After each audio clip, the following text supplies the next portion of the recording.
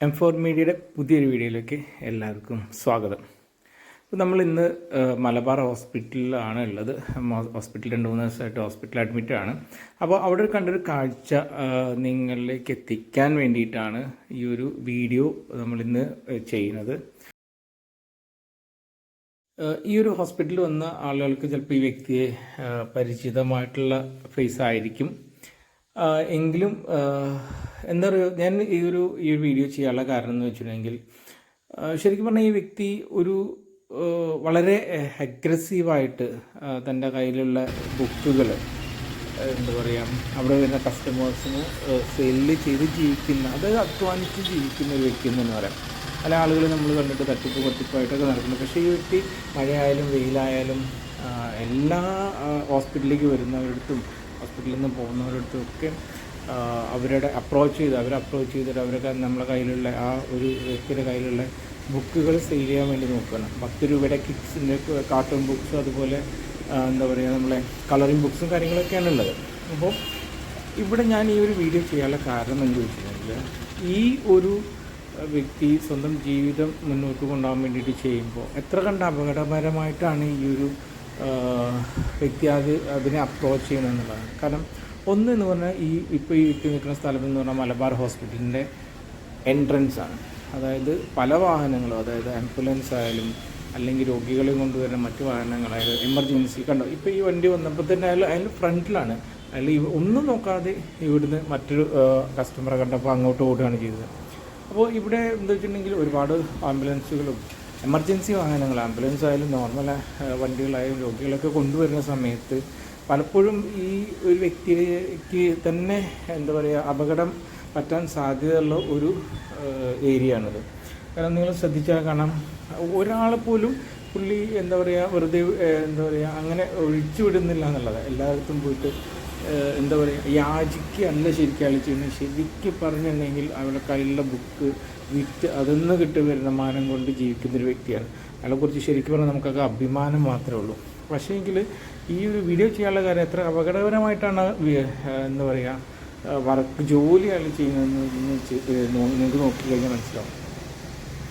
ഹോസ്പിറ്റലിലേക്ക് വരുന്നവരടുത്തും പോകുന്നവരടുത്തും എല്ലാവരടുത്തും, പ്രത്യേകിച്ച് ഫാമിലി കുട്ടികളൊക്കെ ഉള്ള എന്താ പറയുക ഫാമിലിയാണ് പോകണമെങ്കിൽ അവരെ ഡയറക്റ്റ്ലി അപ്രോച്ച് ചെയ്ത് ആ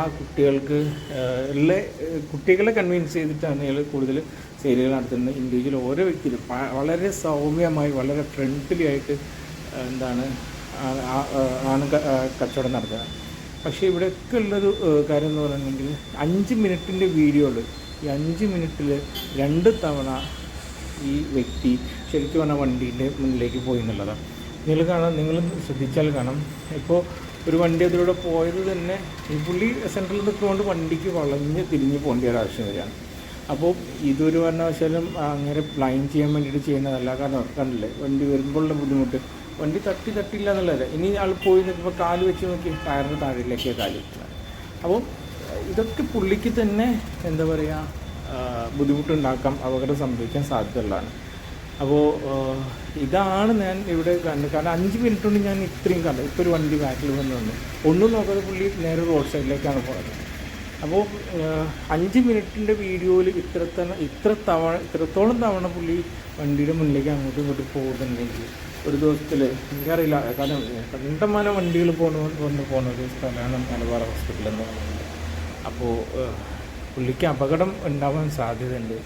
കാരണം ഇത് പുള്ളീൻ്റെ അടുത്ത് എനിക്കറിയില്ല ആരെങ്കിലും നേരത്തെ ഞാൻ കണ്ടു, അതെനിക്ക് വീഡിയോ എടുക്കാൻ പറ്റില്ല, സെക്യൂരിറ്റിക്കാരൻ വന്നിട്ട് അയാളെ പറഞ്ഞയക്കുന്നത് കണ്ടു. കാരണം എന്താ വെച്ചിട്ടുണ്ടെങ്കിൽ പലപ്പോഴും ഇത് ഹോസ്പിറ്റലിലേക്ക് വരുന്ന രോഗികൾക്ക് ബുദ്ധിമുട്ടുണ്ടാക്കാറുണ്ട്. പക്ഷേങ്കിൽ കണ്ടില്ലേ, ഇപ്പോൾ ഫാമിലി ആണെങ്കിൽ ഫാമിലീൻ്റെ അടുത്ത് പോയി സംസാരിച്ച് കാര്യങ്ങൾ ചെയ്യും. അവർക്ക് ഒരു കസ്റ്റമർ ഇവിടെ സംസാരിച്ചുകൊണ്ടിരിക്കുമ്പോൾ അപ്പുറത്തെ കസ്റ്റമറിൻ്റെ ഇയാളെ വിട്ടിട്ട് അങ്ങോട്ട് ഓടുകയാണ് ചെയ്യുന്നത്. കാരണം എന്തായാലും സെയിൽ ചെയ്യാനുള്ള ഒരു എന്താ പറയുക, അല്ലെങ്കിൽ അത് വിറ്റിട്ട് വേണം കുടുംബം പുലർത്താൻ എന്നുള്ള ഉത്തമ ബോധ്യമുള്ളതുകൊണ്ട് തന്നെയാണ് അത്രയും എഫേർട്ട് എടുത്തിട്ട് എത്രയും അപകടമായ രീതിയിലും ജോലി ചെയ്യുന്നത് കണ്ടു. അപ്പോൾ അവിടുന്ന് പോകുന്നു, നേരെ ഇപ്പുറത്തൊരു കുറച്ച് ആളുകൾ കണ്ടപ്പോൾ ഇങ്ങോട്ട് പോയി. പക്ഷേ ആർക്കും ഉപദ്രവങ്ങളോ കാര്യങ്ങളോ ഒന്നുമില്ല. പുള്ളിയുടെ കാര്യങ്ങൾ സംസാരിക്കണം. അതുപോലെ തന്നെ പുള്ളിക്ക് എന്താ പറയുക ബുക്കിൽ സെയിൽ കണ്ടു. ഈ വണ്ടി ജസ്റ്റ് മിസ്സാണ് ആ വണ്ടി. ആ വണ്ടിയിൽ വന്ന് കാരണം ഇവിടുത്തെ ബുദ്ധിമുട്ട് ഈ വ്യക്തിയേക്കാൾ അത്ര തന്നെ ബുദ്ധിമുട്ട് ഇവിടുത്തെ ഇതിലേക്ക് വരുന്ന എന്താ പറയുക ആളുകൾക്കുണ്ട്. കാരണം എന്താ വെച്ചിട്ടുണ്ടെങ്കിൽ ഒന്ന് ഹോസ്പിറ്റലിലേക്ക് വരുന്നതാണ് ഈ ഓട്ടോ കണ്ടില്ലേ, ജസ്റ്റ് തട്ടി അയാളുടെ ഷോൾഡർ തട്ടിയിട്ടാണ് ആ ഓട്ടോ പോകുന്നത്. അപ്പോൾ എല്ലാവരും എന്താ പറയുക ഈ മാക്സിമം ഈ വ്യക്തിയെ സപ്പോർട്ട് ചെയ്യുക. എവിടെയെങ്കിലും കാണുവാണെങ്കിൽ ഒരു ബുക്ക് മേടിക്കുക. കാരണം എന്തായാലും നമുക്ക് അഭിമാനിക്കാം, ഒന്നും ഭിക്ഷ യാചിച്ചിട്ടല്ലല്ലോ ജീവിക്കുന്നത്, എന്നും ഒരു ജോലി ചെയ്തിട്ടാണല്ലോ. അപ്പോൾ ജസ്റ്റ് കണ്ടപ്പോൾ ഇങ്ങനെ ഒരു വീഡിയോ എടുത്തത് മാത്രമേ ഉള്ളൂ. അപ്പോൾ ഈ വ്യക്തിയുടെ പേരെന്താണെന്നോ എവിടെയുള്ളതാണെന്നൊന്നും അറിയില്ല.